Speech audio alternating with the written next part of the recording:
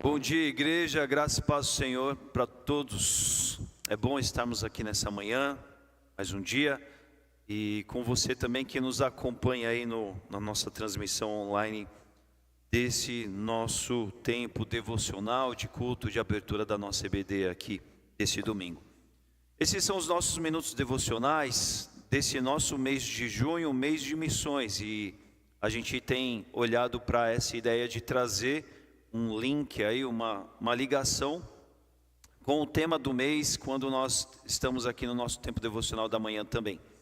E aí, a partir disso, hoje nós vamos olhar aqui dois trechos, dois versículos bíblicos que dizem respeito a um momento só, que é o de quando Jesus está ali nos seus últimos dias aqui na terra, antes de ir para o céu, e ele deixa um mandamento missionário, um mandamento de ida para viver a continuidade do reino, do evangelho, da nova aliança, agora firmada no seu sangue e todas as coisas mais. A gente vai ver aí nessa manhã os textos ali que juntos, né, nós vamos ler Marcos 16, 15 e Mateus 28, 19 e 20 também. Esses textos dizem assim, no Marcos 16, 15: E disse-lhes, Jesus disse aos seus discípulos, vão pelo mundo todo e preguem o evangelho a todas as pessoas. E também no Mateus 28, 19 a 20, Jesus diz: Portanto vão e façam discípulos de todas as nações, batizando-as em nome do Pai, do Filho e do Espírito Santo, ensinando-os a obedecer a tudo o que eu ordenei a vocês. Esses textos, como eu disse, eles fazem parte da chamada Grande Comissão, mais tardiamente, né, foi assim denominado como Grande Mandamento, a Grande Comissão missional da parte de Jesus para todos os seus seguidores ao longo de toda a história. E eles falam sobre esse imperativo acerca da missão. As versões antigas, talvez se você tem bastante tempo de igreja como eu tenho, as versões mais antigas, vindo da tradução da Almeida, vão falar a palavra ide, não vai falar do vão, E existe aí uma discussão entre os tradutores, que ora vão ficar no ide, que a Almeida trouxe para a gente, outros vão explorar essa questão de, conforme eles olham para o original, a ideia do gerúndio, do indo, fazendo, E as duas ideias, elas são e estão para nós, porque existe aquilo que nós entendemos como imperativo, localizado de fazer, nós temos que ir, então isso vai ter momentos muito bem definidos, mas ao mesmo tempo isso precisa ser uma continuidade, uma rotina, um habitual nosso de vida, sobre pregar o evangelho a todas as pessoas, sobre o ir fazendo discípulos. As duas coisas, elas são reais e necessárias para todos nós. Às vezes o problema de a gente olhar textos desses aqui, como nós lemos aqui e vemos, é pensar que eles têm a ver com a igreja, eles têm a ver com o pastor, porque é o pastor que prega na igreja, os pastores que pregam a cada rotina dos domingos. Então eles vão pregar. Não, tem mais que isso. Então tem a ver com o evangelista, com um crente que gosta de pregar e falar da palavra de Deus formalmente, num momento, vai ali, alguns vão dentro de algum conteúdo dirigido nessa linha, 4 leis espirituais e por aí vai. Tem a ver com isso também. Mas algo que a gente precisa se lembrar é que isso é algo a ser vivido por todo aquele que é discípulo de Jesus. Diz respeito a todos nós, e tem a ver exatamente com essa vida comum do tempo todo. Existe o ide, o vão, que às vezes a gente como igreja, a gente vai dizer assim, nós vamos fazer uma viagem missionária, nós vamos fazer uma ação que visa um propósito evangelístico, isso é algo localizado. Mas existe aquele do dia a dia ordinário que nós devemos fazer e viver a todo momento, executando, desempenhando missão também, a todo instante, não é? E aí a gente precisa resgatar essa ideia e valorizar, enriquecer ela para a gente nesses nossos dias também. Nós precisamos ser discipuladores. Nós precisamos fazer discípulos. E a gente precisa melhorar o entendimento dessa ideia também.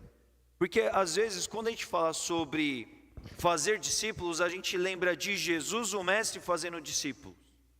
E não se diz respeito a alguém de nós, ao Jonatas sair com 5 pessoas seguindo a ele o dia a dia, ou tendo encontros com ele formalmente, para que sejam discípulos do Jonatas.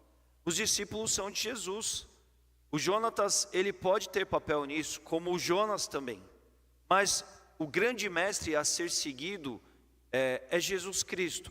Todos nós precisamos ter parte nessa missão, que é uma missão coletiva. A grande questão é que todos nós devemos estar comprometidos em sermos como nosso mestre. E enquanto estamos comprometidos com isso, a gente naturalmente vai ser boas imagens, bons exemplos de Jesus para todos que estão ao nosso redor, a todo momento. Então você vai ver um novo convertido, ele não vai ser necessariamente um discípulo de alguém, formalmente. Pode-se haver planos, programas de igreja em que alguém é atribuído a alguém o título, né, a categoria, o papel, serviu de ser um discipulador de pessoas. Mas ele é discipulador de Jesus, ele é discipulador para Jesus.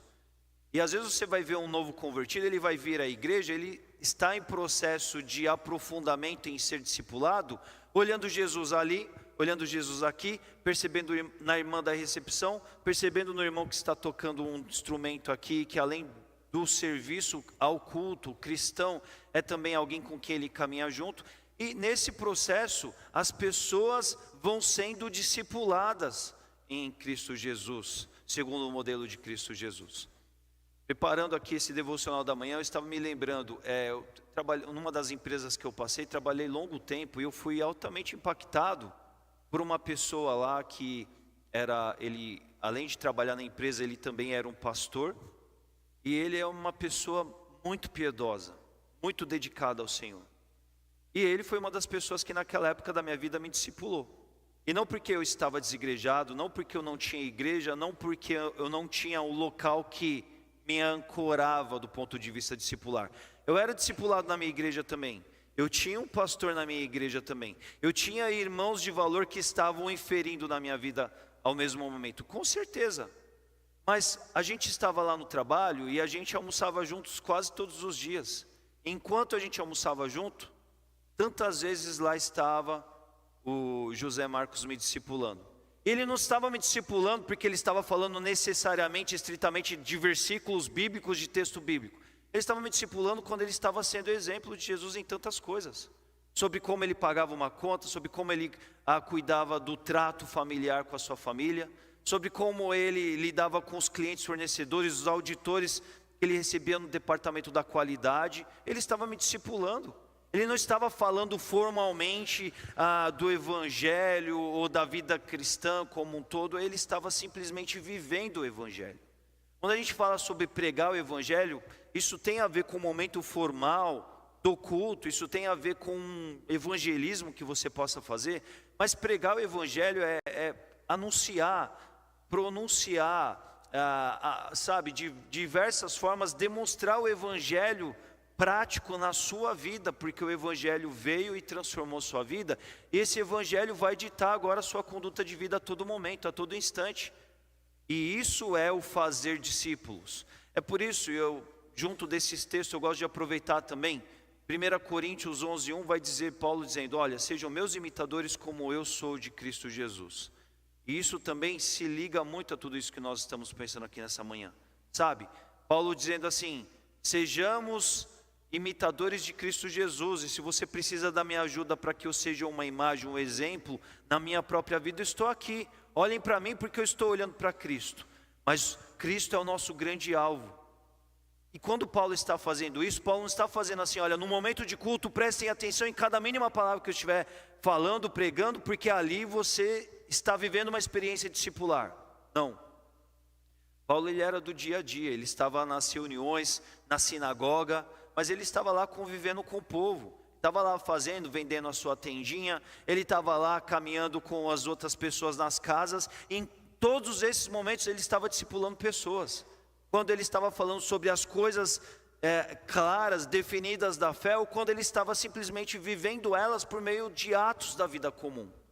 Isso é algo que cada um de nós precisamos pensar, e esse mês, quando a gente fala sobre essa temática de amar o mundo, tem que ser assim, a clara compreensão de ir pelo mundo, e enquanto estamos indo, enquanto estamos comprando pão, vendendo um produto porque é o nosso ramo de ofício, enquanto estamos numa reunião de clientes, enquanto estamos num almoço com uma família, o tempo todo nós estamos pregando o Evangelho, nós estamos nos dispondo a formar seguidores de Jesus.